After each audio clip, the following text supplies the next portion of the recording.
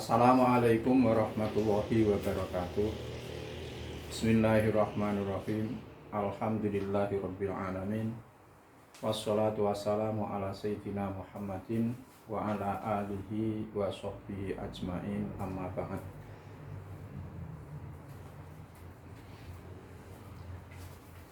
Para mahasiswa yang berbahagia,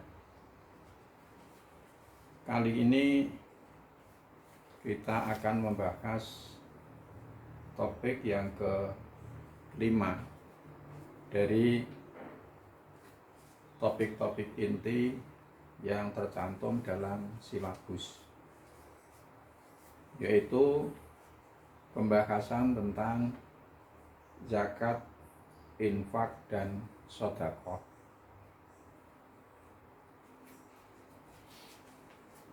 Sebagaimana sudah kita ketahui bahwa zakat adalah merupakan salah satu rukun Islam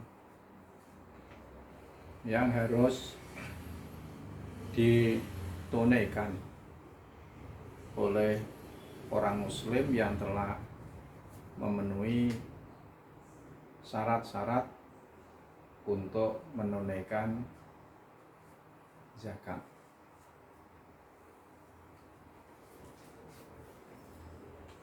Antara sholat, zakat, puasa, dan haji merupakan rukun-rukun Islam yang satu sama lain berkaitan, tidak boleh dipisah-pisahkan. Oleh karena itu, ketika orang itu sudah melaksanakan sholat, maka tidak diperkenankan untuk menunaikan zakat ketika sudah memenuhi persyaratan dia harus mengeluarkan zakat. Zakat itu apa? Zakat itu ada secara bahasa, secara etimologi, artinya an-nama wal barakatu wa ziyadatu wa kasratul khairi was sholah. Zakat menurut bahasa atau secara etimologi artinya adalah nama, an-nama. An-nama itu artinya adalah meningkat. Bahasa Jawanya munda. Punya arti al-barokah. Ya, barokah itu ziyadatul husni, bertambahnya kebaikan. Az-ziyadah, bertambah. Kasratul khairi, banyaknya kebaikan. As-sholah, juga kebaikan. Jadi hampir sinonim, artinya bahwa zakat itu mempunyai arti peningkatan. Di orang yang menunaikan zakat berarti dia meningkatkan rasa keimanannya, komitmennya terhadap ajaran Islam. Kemudian dari segi materinya, maka harta itu akan bertambah. Kalau tidak bertambah secara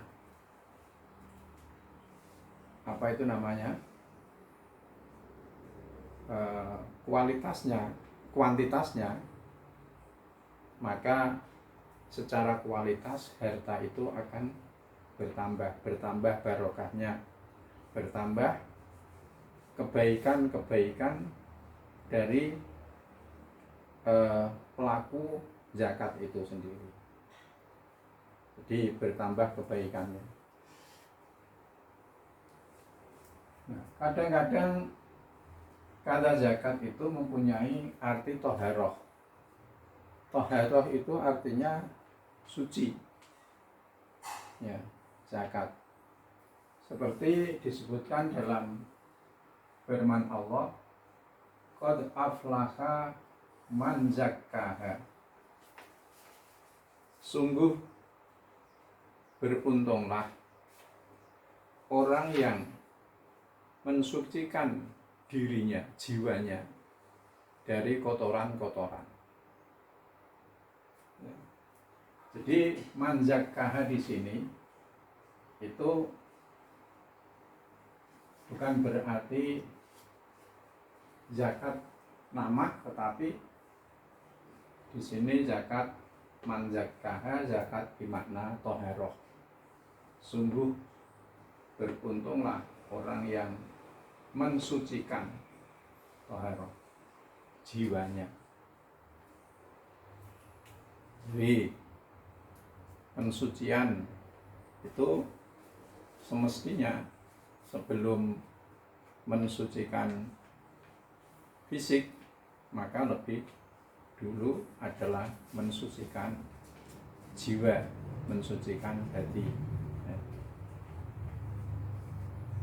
Dalam hadis, inna fil jasadi mudghah in solukat solukal jasadu kulluh wa idza fasadat fasadal jasadi kulluh. Di dalam diri, dalam jasad orang itu ada segumpal darah. Apabila segumpal darah itu bagus, suci, maka bersihlah, baguslah seluruh jasadnya. Itu zakat bermakna suci. Kemudian yang kedua, kadang-kadang zakat itu mempunyai arti madah. Madah itu artinya memuji. Ya, memuji. Seperti tidak disebutkan dalam firman Allah, fala tuzakku anfusakum. Janganlah kamu semuanya memuji. Janganlah kamu semua memuji anfusakum, pada diri-diri kamu sendiri. Jadi janganlah orang itu memuji pada dirinya sendiri. Ya, kalau orang lain memujinya silakan, tapi jangan sekali-sekali saudara itu memuji ya, diri, merasa bagus diri, ya. Nah, itu tidak diperkenankan. Malah ya, kalau siapa itu ya, Syekh Abdul Qadir Jailani itu berkesan dalam kitab apa itu namanya, sebuah kitab ya, yang menjelaskan perkataan Sayyidina Ali. Abdul Qadir Jailani ini, kalau kamu ketemu orang, maka berusahalah, katakanlah bahwa dia itu lebih baik, lebih bagus daripada kita, lebih bagus daripada saya. Kalau yang ditemui itu adalah anak kecil, ya, di dalam hati katakanlah bahwa dia dosanya lebih sedikit daripada saya. Kalau ketemu orang tua, katakanlah pada diri, dia lebih bagus dari saya karena ibadahnya lebih banyak daripada saya. Bahkan kalau ketemu orang kafir sendiri, katakanlah boleh jadi dia itu nanti masuk Islam, kemudian pada akhir hayatnya dia melaksanakan amal-amal solih. Kita tidak tahu, boleh jadi kita pada akhir hayat malah melaksanakan amal-amal yang buruk. Na'udzubillah. Nah, jadi kita jangan merasa bahwa diri kita itu kita puji sendiri. Nah, kita puji sendiri. Nah, menurut Sarah, ini sudah saya sebutkan Bapak agak panjang. Secara terminologi, az-zakat ismun limalin mahsusin yukhadu min malin mahsusin ala wajhin mahsusin yusrafu li ta'ifatin mahsusatin. Zakat adalah ungkapan atau nama untuk harta benda tertentu, diambil dari harta benda tertentu dengan tujuan tertentu dan ditasarufkan, didistribusikan kepada kelompok tertentu. Jadi ungkapan atau nama bagi harta benda tertentu. Artinya apa? Harta benda tertentu ini adalah bahwa zakat itu dikeluarkan dari harta benda yang sudah memiliki kadar tertentu. Ya, kadar tertentu. Ya. Kadar tertentu berapa? Satu nisab. Kalau hasil pertanian berapa? Kalau ternak berapa? Kalau emas dan perak berapa? Ya. Kemudian mimalin maksusin. Tadi malin maksusin yaitu dari harta tertentu. Ya, harta tertentu. Ya. Ada binatang ternak, kemudian ada tanaman-tanaman, ya, hasil pertanian dan buah-buahan, kemudian ada mata uang, kalau dulu emas dan perak, kemudian harta dagangan, ya. Kemudian ala wajhin mahsusin, dengan syarat-syarat tertentu, ya, dengan syarat-syarat tertentu, yaitu tadi harus harta itu sudah mencapai ukuran tertentu kapan harta itu dikeluarkan zakatnya. Kemudian didistribusikan untuk kelompok-kelompok tertentu. Nanti kita sebutkan belakangan. Itu definisi zakat. Kemudian selanjutnya, apa hukumnya zakat? Zakat adalah termasuk salah satu rukun Islam dan salah satu fardu yang harus dilaksanakan fardu dalam Islam. Ini zakat.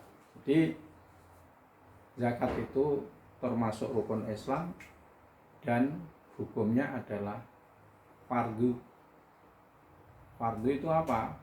Fardu itu termasuk salah satu hukum taklifi.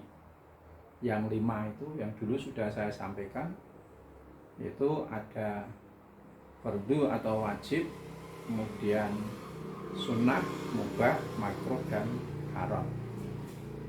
Jadi kalau hukum fardu itu kalau dilakukan mendapatkan pahala, tetapi kalau ditinggalkan dia akan mendapatkan sanksi.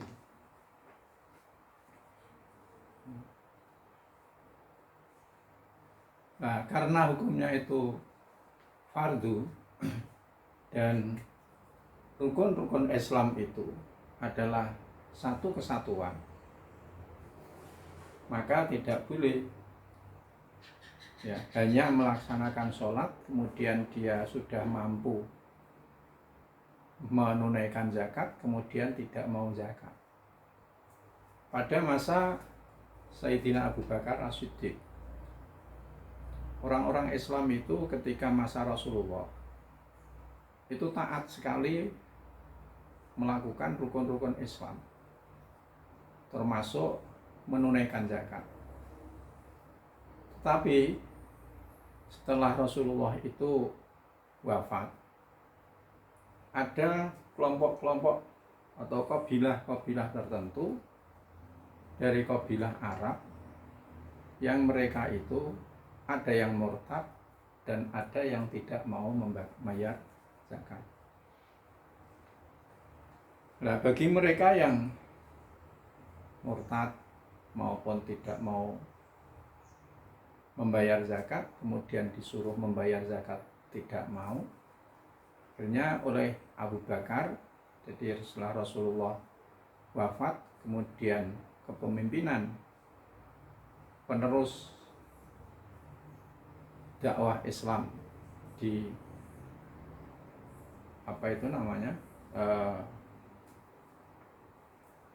jatuh kepada Abu Bakar sebagai khalifah. Kemudian ada kelompok tertentu yang tidak mau membayar zakat. Oleh Abu Bakar mereka diperangi karena disuruh membayar zakat dan tidak mau. Karena apa? Islam itu adalah satu kesatuan. Ya, diperangi. Itu menunjukkan tentang keharusan membayar zakat ketika orang itu sudah mampu untuk menunaikannya. Nah, dalil atau landasan bahwa zakat itu adalah fardu adalah pertama dari firman Allah, khudh min amwalihim shadaqatan tutahhiruhum wa tuzakkihim biha. Ambillah dari harta-harta mereka sedekah. Jadi sedekah di sini bermakna zakat. Bermakna zakat. Tutahhiruhum,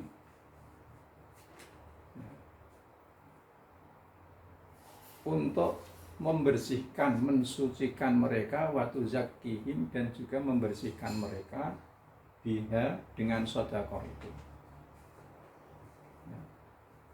Jadi di dalam distribusi nanti ya, ayat Al-Quran menyebutkan innamas shadaqatu lil fuqara'i wal masakin. Ya, sedekah itu adalah untuk fakir dan miskin. Nah, disebutkan di situ zakat dengan kata sedekah. Kemudian di ayat ini juga khudh min amwalihim shadaqatan, yang arti sedekah di sini adalah zakat. Karena apa?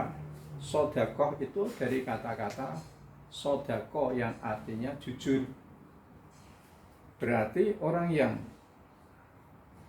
menunaikan zakat berarti dia itu orang yang jujur.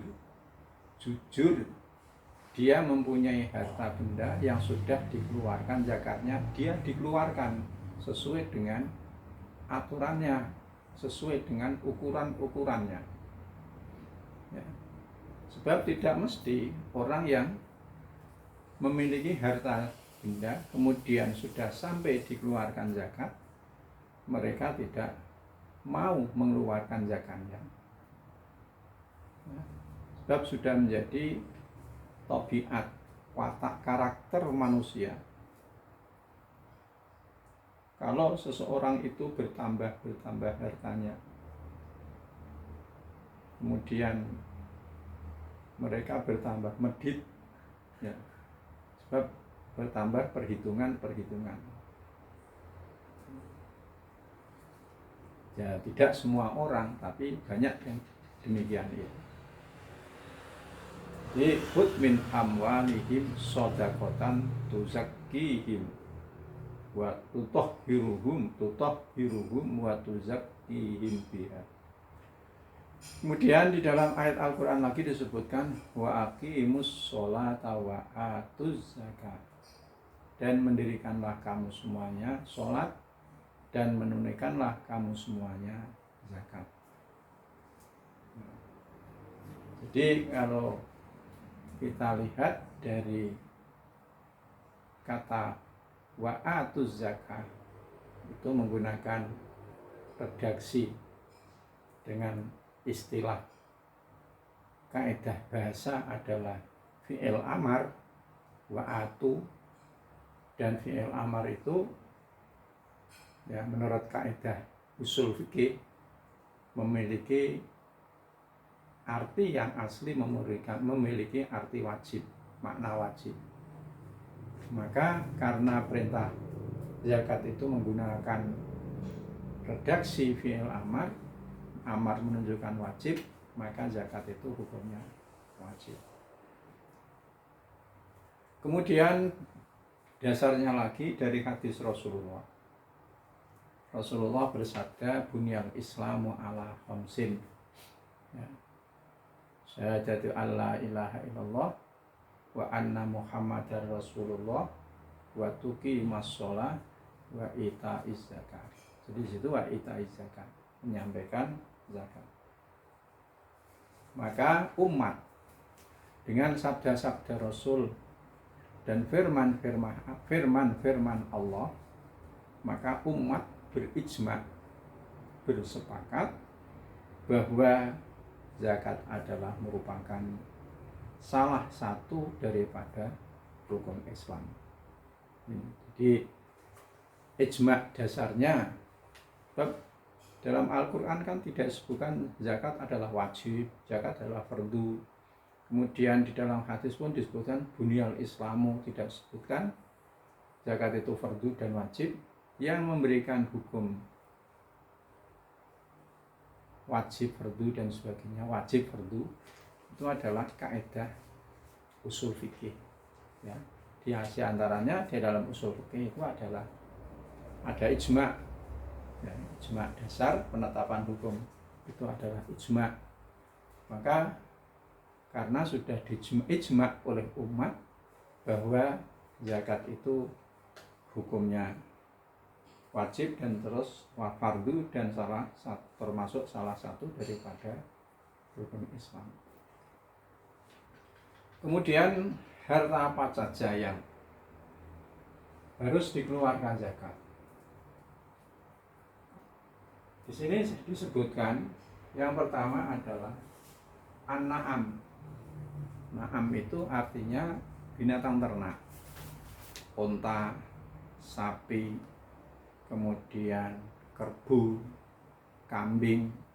Nah, itu adalah binatang-binatang ternak. Untuk ukuran-ukurannya bisa saya minta supaya bisa dibaca sendiri. Kalau unta itu 5, kalau sapi itu 30 dikeluarkan dan sebagainya, itu saya mohon untuk dibaca sendiri karena. Kemudian az-zuru was-thimar. Ya, hasil pertanian dan buah-buahan ini pun harus dikeluarkan zakatnya pada waktu menuai atau panen. Kalau an-na'am itu waktu mengeluarkannya adalah dihitung setelah 1 tahun. Kemudian an-naqdu min dhahabin wa fiddatin, mata uang dari emas maupun perak. Dulu mata uang itu kan emas atau perak. Ya. Kemudian yang keempat adalah urudut tijarah, yaitu harta-harta perdagangan. Dikeluarkannya juga setiap 1 tahun sekali ketika harta itu sudah sampai kepada insaf. Ini adalah harta benda yang dikeluarkan zakatnya pada masa Rasulullah. Ya. Karena harta-harta benda inilah yang bisa disimpan dan bisa bertahan lama. Ya. Jadi kalau barang-barang yang hanya dikonsumsi untuk sementara waktu habis, ya tidak termasuk di dalam harta yang dikeluarkan zakatnya. Nah sekarang itu kan berkembang sekali, ya, harta benda, orang punya harta benda yang melimpah, tapi sumbernya itu bukan dari sini ini. Terus bagaimana? Dikeluarkan zakatnya atau enggak?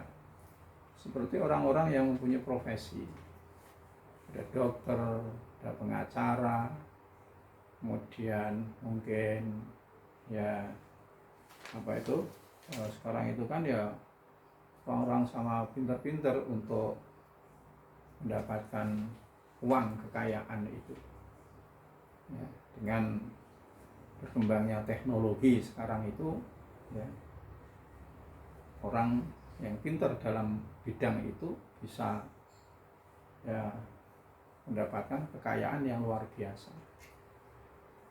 Apakah tidak dikeluarkan zakatnya? Karena tidak ada di sini. Ya, tetap dikeluarkan zakatnya. Ya, dikeluarkan zakatnya. Caranya bagaimana? Ya, ulama merumuskan bahwa zakat-zakat seperti hasil dari profesi dan sebagainya, itu ada yang dikiaskan dengan anak mata uang emas dan emas, ya, emas pada saat itu. Emas itu kira-kira zakatnya kalau orang itu mempunyai emas, bukan perhiasan, ya,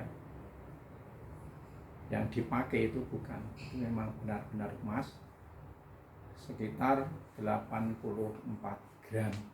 Ya. Ada yang mengkiaskan bukan anak tapi dengan tijaroh, ya, dagangan, ya, dagangan, sehingga ketika orang itu mendapatkan penghasilan yang melimpah, maka dikeluarkannya ketika dihiaskan dengan tijaroh, ya, harus dikeluarkan 2,5% daripada hartanya itu. Kemudian syarat wajibnya zakat. Jadi zakat itu wajib atau fardu, itu ada syarat-syaratnya. Berarti kalau tidak memenuhi syarat-syaratnya, maka tidak fardu bagi dia, bagi orang itu, ya, maupun tidak wajib. Yang pertama, syarat wajibnya zakat adalah Islam. Jadi yang diwajibkan untuk mengeluarkan zakat adalah orang Islam, dan didistribusikan juga kepada orang-orang Islam. Jadi ketika Rasulullah mengutus sahabat Mu'ad bin Jabal ke Yaman, kemudian di antara sabda atau pesan Rasul yang panjang itu ada bunyi, beritahukanlah kepada mereka bahwa di dalam harta mereka itu ada zakatnya, harus dikeluarkan zakatnya, yang diambil dari mereka dan didistribusikan kepada di antara mereka sendiri. Di harta benda itu diambil dari mereka orang Islam yang yang mengeluar zakat, kemudian didistribusikan kepada di antara mereka juga orang Islam. Ya. Kemudian yang kedua, al-hurriyah adalah merdeka. Jadi seorang budak ya tidak diwajibkan untuk mengeluarkan zakatnya. Kemudian an-nisab. Nah, tadi sudah saya sebutkan dalam definisi itu malin mahsusin, artinya dari harta tertentu dengan nisab tertentu. Jadi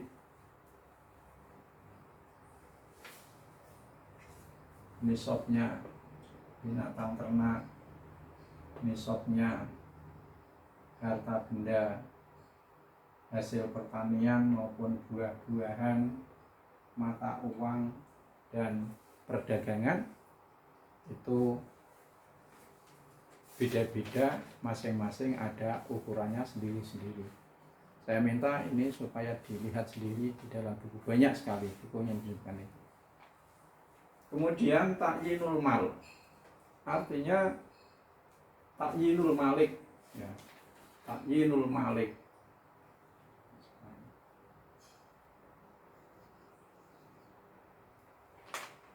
jelas pemiliknya.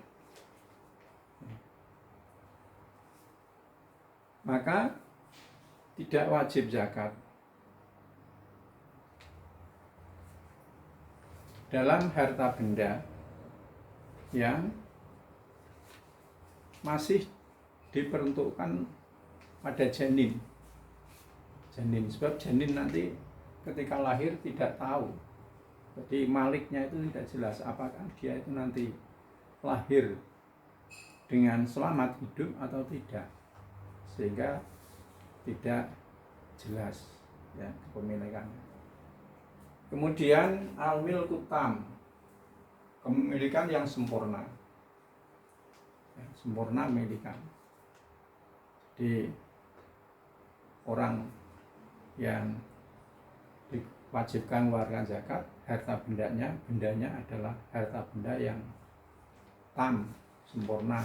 Dia sudah tidak punya tanggungan hutang, tidak punya tanggungan apa-apa yang bisa menghabiskan harta benda itu ketika harta itu dikeluarkan zakatnya. Termasuk adalah malil mahjur alaih, harta benda orang yang orang yang menjadi perlindungannya. Kalau dia itu jelas mempunyai harta benda, orang yang menjadi perlindungannya itu seperti anak kecil ya, anak kecil. Jadi anak kecil itu di dalam ya, fikih hendaklah harta benda itu bisa dikembangkan supaya harta benda itu tidak habis untuk dikeluarkan zakatnya ya. Sehingga apa? Nanti dikeluarkan zakatnya adalah harta pengembangan itu, anak. Kemudian orang gila yang menjadi dilindungi oleh harta. Kemudian anak yatim ya. Anak yatim pun demikian pula seperti anak kecil tadi ya. Kemudian zakat itu ada dua. Ada yang disebut zakatul fitri, zakatul mali, dan yang kedua zakatul fitri. Yang kita bicarakan tadi ini adalah zakat mal, zakat harta benda ya, zakat harta benda. Kemudian yang kedua disebut dengan zakatul fitri ya, zakat fitr, zakat jiwa, zakat. Nah, zakat mal itu waktu distribusi atau pengeluarnya sudah ada waktu-waktu tertentu, ada yang 1 tahun, ada yang ketika panen kalau itu hasil pertanian maupun buah-buahan. Nah, zakatul fitr itu dikeluarkan ya. Kapan waktunya? Nanti saya sebutkan. Nah, tujuan daripada zakatul fitr itu tujuannya adalah untuk menutup atau menambal kekurangan-kekurangan yang terjadi pada pelaksanaan puasa. Jadi kita melaksanakan puasa, kemudian ada kekurangan-kekurangannya, maka zakat fitr itu adalah sebagai jabr, sebagai penutup, sebagai penambal daripada kekurangan-kekurangan itu. Sebagaimana sujud sahwi dalam sholat itu adalah untuk menutup daripada kekurangan-kekurangan yang terjadi pada pelaksanaan sholat itu. Kemarin sudah saya sampaikan, di antara yang ditinggalkan dalam sholat dan dijabr atau ditutup, ditambal dengan sujud sahwi adalah ketika meninggalkan tasyahud awal, kemudian meninggalkan kunut pada rakaat kedua setelah rukuk dalam sholat subuh maupun sholat witir pada paruh kedua dari bulan Ramadan. Kemudian meninggalkan membaca sholawat pada tasyahud awal. Kemudian meninggalkan membaca mendoakan kepada keluarga Nabi wa ala alihi pada tasyahud akhir. Itu diantaranya amalan-amalan dalam sholat yang ketika ditinggalkan itu harus dijabr. Ya, karena apa? Di situ ada kekurangan-kekurangan yang amalan itu di dalam sholat kemarin sudah saya sampaikan adalah termasuk sunnah aba'at. Disebut sunnah aba'at karena dekatnya sunnah itu ya dengan rukun, karena ada anjuran untuk menutup atau menambalnya dengan sujud sahwi.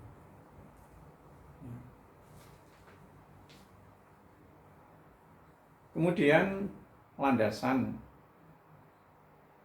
tentang fardunya atau hukumnya itu fardu ya.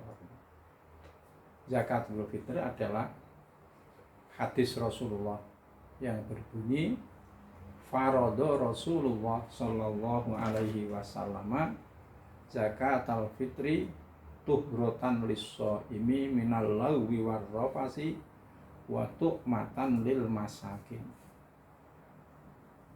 Rasulullah memfardukan zakatul fitri, zakat fitrah, tuhratan lis-shaimi, untuk membersihkan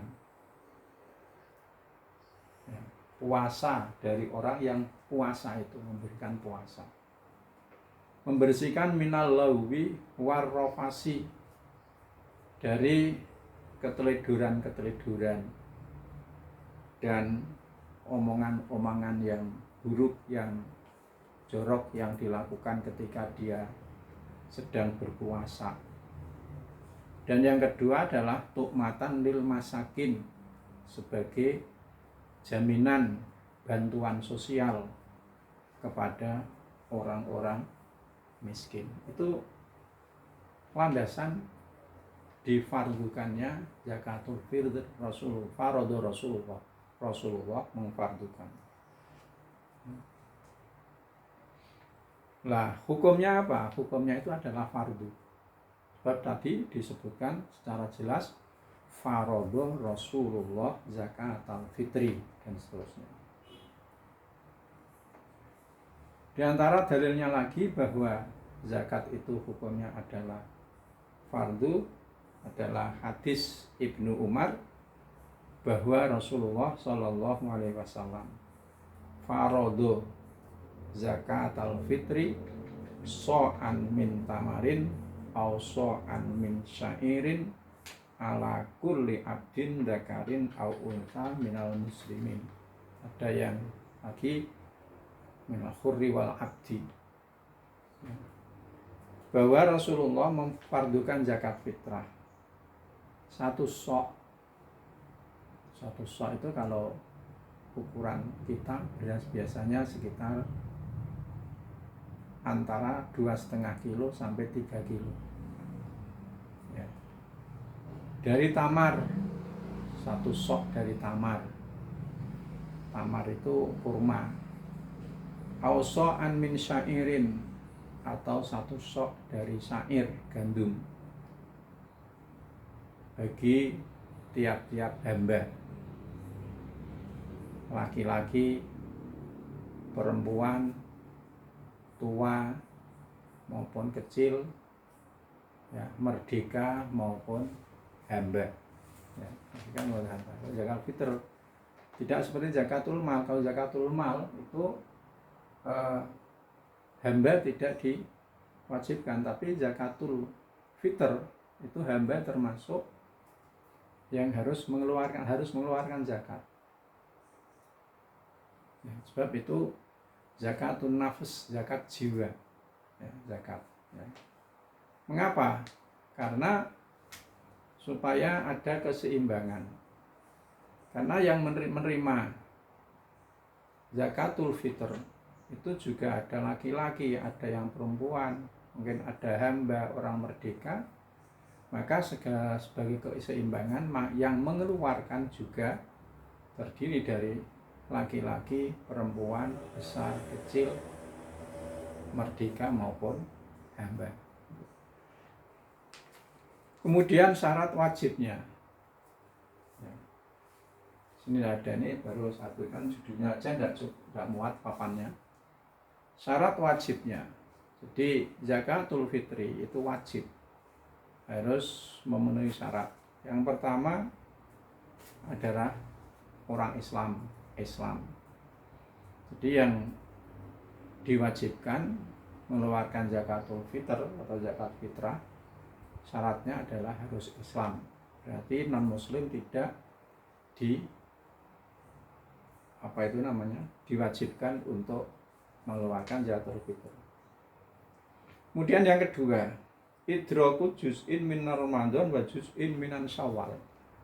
Ya, syarat wajibnya yang kedua itu orang itu harus menangi bagian dari bulan Ramadan dan bagian dari bulan Syawal.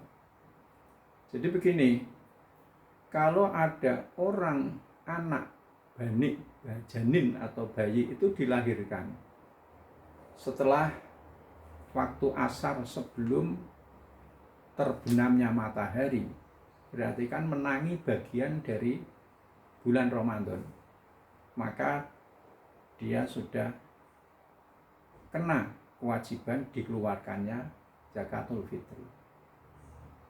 Ya, zakatul fitri itu jadi menangi sebagian.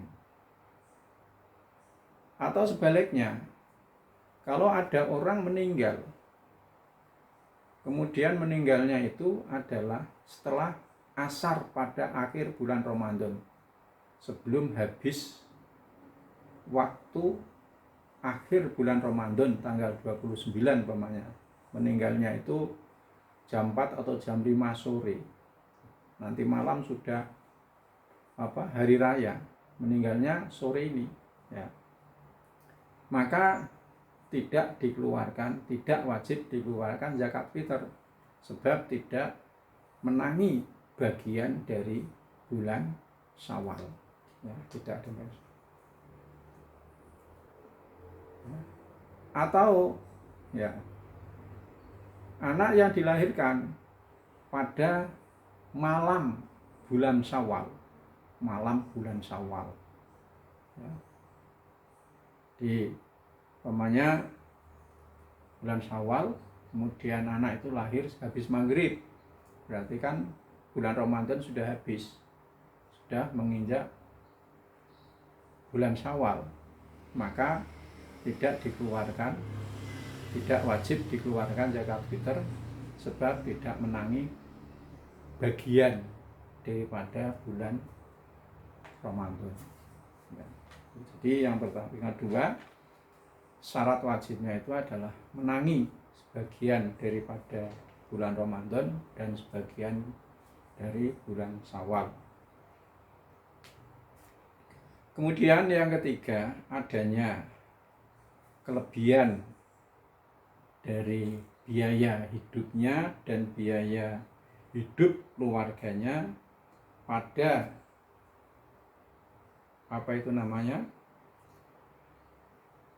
hari raya itu dan malamnya. Ya. Jadi kalau mempunyai kelebihan bekal untuk dirinya dan keluarganya pada hari dan malam bulan Syawal, maka dia harus mengeluarkan zakatul fitr, walaupun nanti mungkin hariannya dia itu termasuk orang yang tidak punya dan akan mendapatkan pemberian zakatul fitr, itu tidak masalah. Tapi dari dirinya, selama dia mempunyai kelebihan dari biaya hidupnya dan biaya orang-orang yang menjadi tanggungannya pada hari dan malam bulan Ramadan itu, bulan Id, bulan Ramadan, hari Id itu, hari Id atau hari raya itu, maka mengeluarkan zakat. Jadi siapakah yang harus dikeluarkan zakatul fitr? Yaitu bagi tiap-tiap pribadi, bagi dirinya sendiri dan orang-orang yang mendapat itu menjadi tanggungannya, orang-orang Islam yang menjadi tanggungannya. Kemudian tadi zakat, pada siapakah zakat itu diberikan? Yang pertama di dalam Al-Quran itu kan, innamas shadaqatu lil fuqara wal masakin wal amilina 'alaiha wal mu'allafati qulubuhum wa fir riqabi wal gharimina fi sabilillah wa ibnis sabil. Jadi di situ sudah ditentukan dalam Al-Qur'an tentang siapa saja yang berhak untuk menerima zakat itu. Ada 8 asnaf, ya, yaitu pertama adalah fakir, orang yang tidak mempunyai pekerjaan,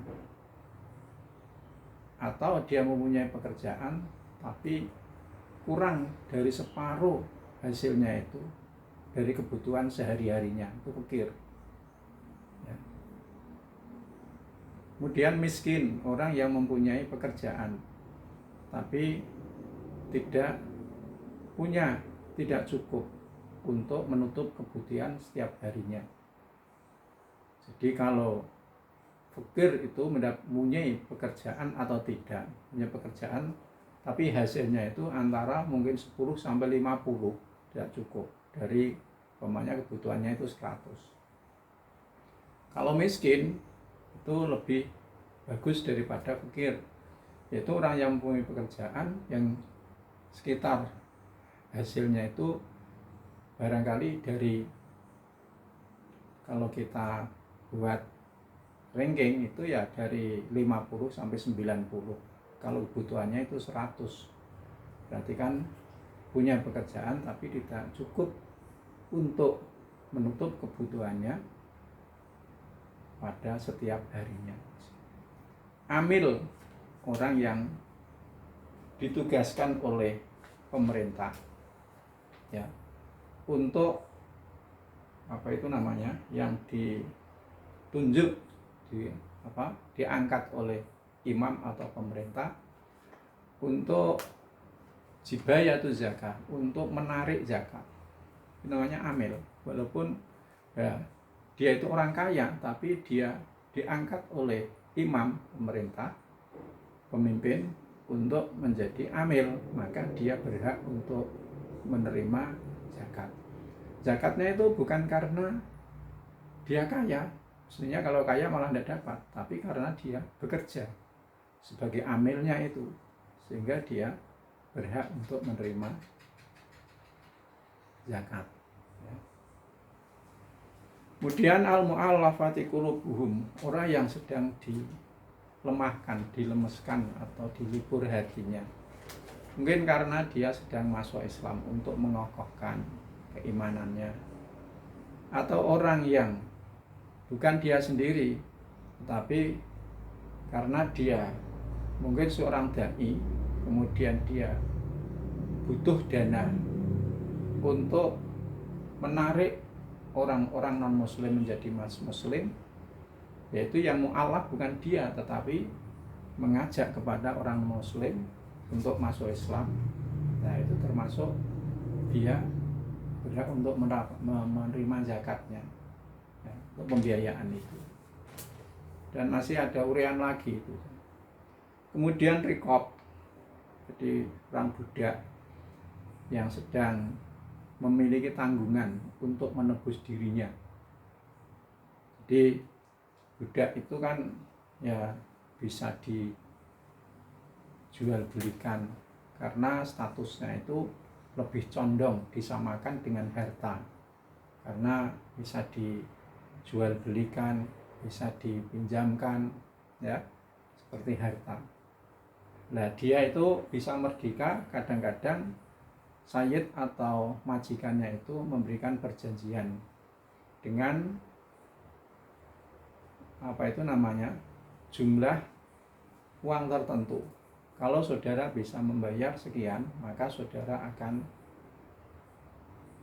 saya merdekakan. Nah, barangkali dia itu tidak punya harta sebanyak yang dijanjikan oleh majikannya untuk dimerdekakan, tapi bisanya itu adalah dengan cara mengangsur. Maka ketika orang itu budak itu mempunyai tanggungan angsuran untuk memerdekakan dirinya dari perbudakan menjadi merdeka, maka dia berhak untuk menerima zakat. Walaupun sekarang istilah perbudakan itu tidak ada, tapi ya prakteknya itu ya masih ada saja. Kemudian ghorim, orang yang mempunyai hutang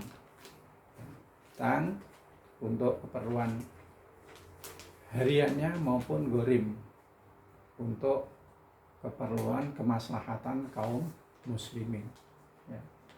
Kemudian sabilillah, orang yang berjuang di jalan Allah. Ini dulu yang namanya sabilillah itu dimaknai perang secara fisik saja, ya, mengangkat senjata. Tapi untuk kondisi-kondisi yang sudah aman seperti di negara Indonesia tercinta ini, maka memaknai sabilillah itu tidak dengan mengangkat senjata, tidak, tetapi ya dengan ya pemaknaan lain yang mempunyai kesamaan, ya, dalam arti berjuang di jalan Allah. Berjuang di jalan Allah.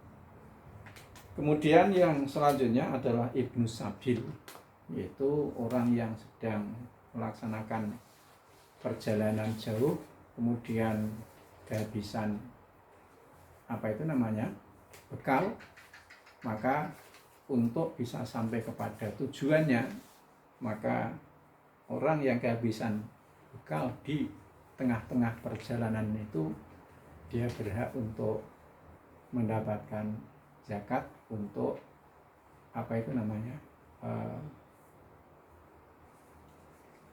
bekal untuk sampai kepada tujuannya.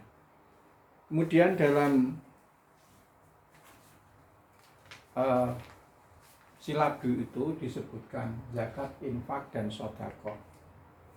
Jadi selain zakat itu ada beberapa bentuk pemberian lain, bentuk pemberian. Di zakat itu kayak pemberian, tapi itu termasuk salah satu rukun Islam. Yang selanjutnya ini adalah pemberian yang sifatnya tatawwu atau tidak wajib. Yang pertama adalah namanya hibah, kemudian hadiah, kemudian infak, kemudian sedekah, dan kemudian wakaf. Nah, sekarang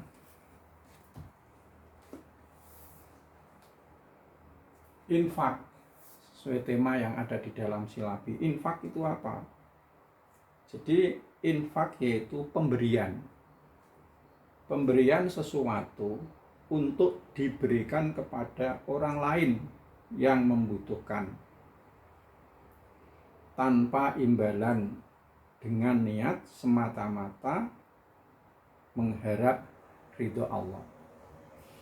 Jadi infak itu pemberian sesuatu untuk diberikan kepada orang lain yang membutuhkan tanpa imbalan, ya, dengan niat semata-mata mengharap ridho Allah.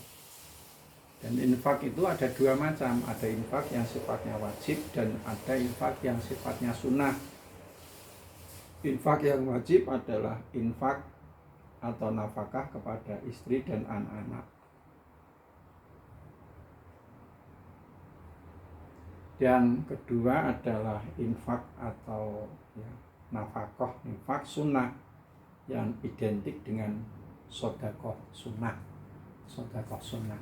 Mengapa ada sedekah sunnah? Sebab kata sedekah itu tadi saya sebutkan juga kadang-kadang mempunyai arti zakat. Nah, di antara anjuran berinfak itu dasarnya adalah firman Allah, lan tanalul birra hatta tunfiqu mimma tuhibbun. Kamu tidak akan memperoleh pahala kebajikan sehingga kamu semuanya menginfakkan sebagian dari harta yang kamu cintai. Jadi itu dasar dianjurkannya untuk berinfak. Kemudian infak yang paling utama itu adalah infak ketika orang itu masih dalam keadaan sehat badannya, kemudian masih dalam keadaan membutuhkan, masih butuh, dia masih mempunyai keinginan menjadi orang kaya dan takut miskin, kok dia mau mengeluarkan sedekah infak, maka itu adalah saat-saat pemberian infak yang paling utama. Kemudian yang lain, firman Allah, wa ma anfaqtum min syai'in fa huwa yukhlifuhu wa huwa khairur raziqin. Dan apa saja yang kamu infakkan dari sesuatu dari harta, maka Allah akan menggantinya, dan dialah Allah sebaik-baiknya yang memberikan rezeki. Jadi kita diperintahkan, dianjurkan untuk berinfak, sebab kenyataannya harta benda yang kita infakkan itu tidak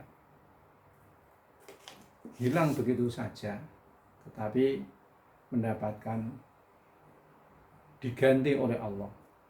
Kalau diganti itu orientasi kita, jangan kita memberikan harta infak kemudian diganti gitu saja. Boleh jadi diganti semacam itu pada kesempatan yang lain. Tapi yang mesti kita akan diganti infak kita itu dengan pahala yang besar di sisi Allah Subhanahu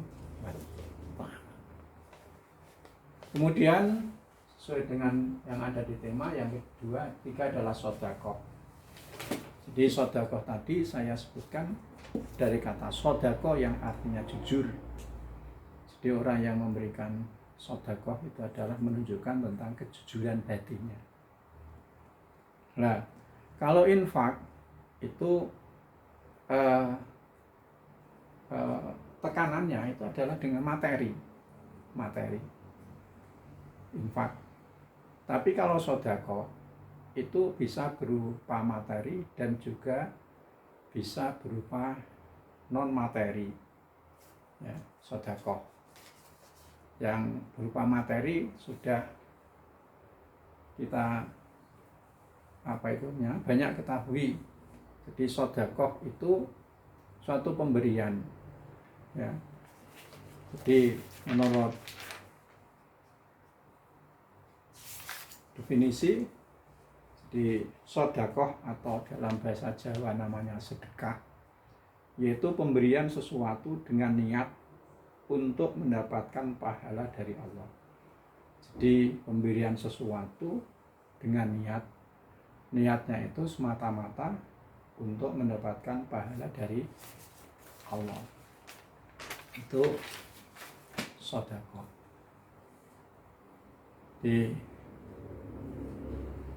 orang yang memberikan sodakoh itu menunjukkan tentang kejujuran hatinya, memberikan harta benda yang dimiliki untuk kepentingan bersama. Di orang hidup di dunia ini memang ya saling membutuhkan. Tidak bisa orang itu hidup sendiri, dalam arti yang kaya tidak sudah cukup dengan kekayaannya, tidak, yang kaya butuh yang miskin, pengusaha butuh karyawan, seorang guru butuh kepada murid, dan begitu saja. Ada murid, ada guru, tidak jadi. Orang kaya tidak ada karyawannya, tidak jadi. Mempunyai perusahaan, tidak jadi kaya. Sehingga disitulah Allah menciptakan ya makhluk yang diciptakan ini serba berpasang-pasangan supaya satu sama lain adalah saling bisa melengkapi. Ya, orang miskin tidak bisa bekerja karena tidak ada tempat kerja juga ya, repot juga. Kemudian sedekah ya, itu kadang-kadang berupa non materi.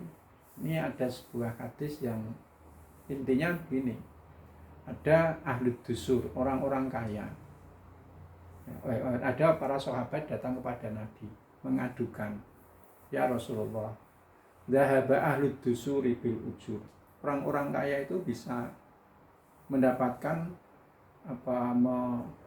menampung, mendapatkan pahala-pahala.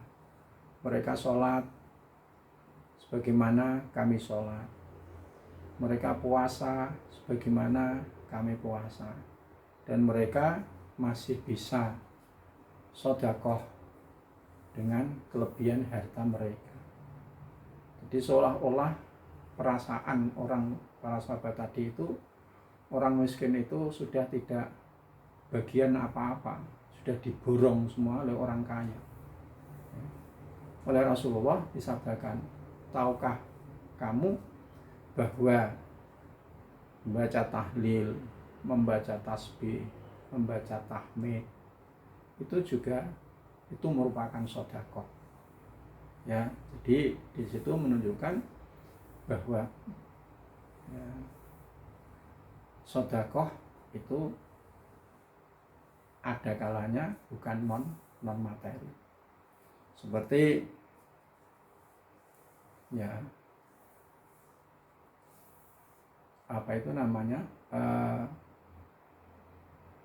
senyum kamu kepada saudaramu adalah merupakan sedekah. Senyum di hadapan saudaranya yang menunjukkan tentang sambutan dan kegembiraannya ketika ketemu dengan saudaranya itu juga merupakan sedekah. Jadi itu dan sedekah itu kan lebih luas, lebih luas, lebih fleksibel daripada zakat. Kalau zakat itu ada harta-harta tertentu harus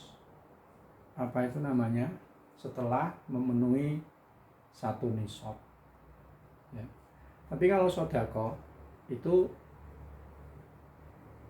ya lebih luas, lebih fleksibel.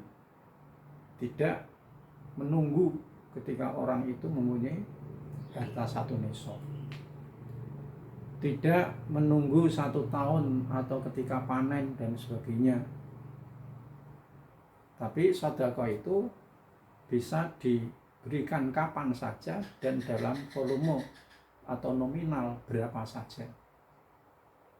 Ya, jadi lebih fleksibel ya, sedekah itu.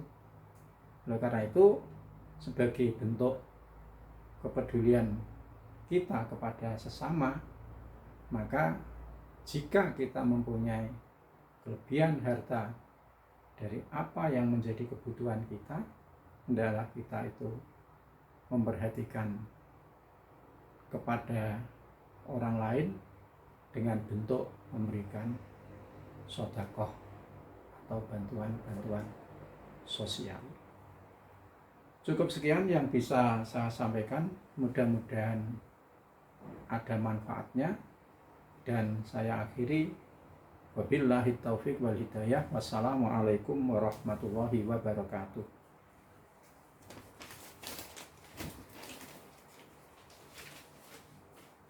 Yeah.